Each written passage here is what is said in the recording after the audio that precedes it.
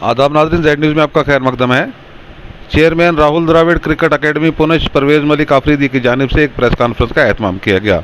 उन्होंने कहा कि पुंछ जिला के लिए काबिल फ़ख्र लम्हा है कि सैयद शाह अजीज़ को इंडिया दिव्यांग cricket control board of India का कप्तान मुंतखब किया गया।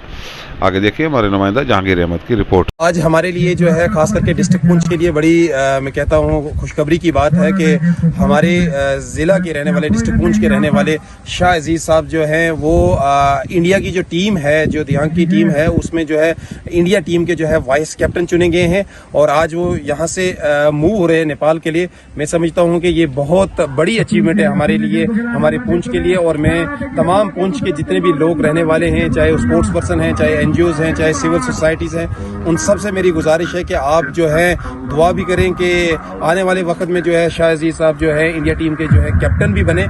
इस वक्त जो है इनको वाइस कैप्टन की जो है पोस्ट दी गई है, तो इनकी जो अचीवमेंट है मैं समझता हूँ कि ये हमारे J&K के लिए जो है बहुत बड़ी अचीवमेंट है।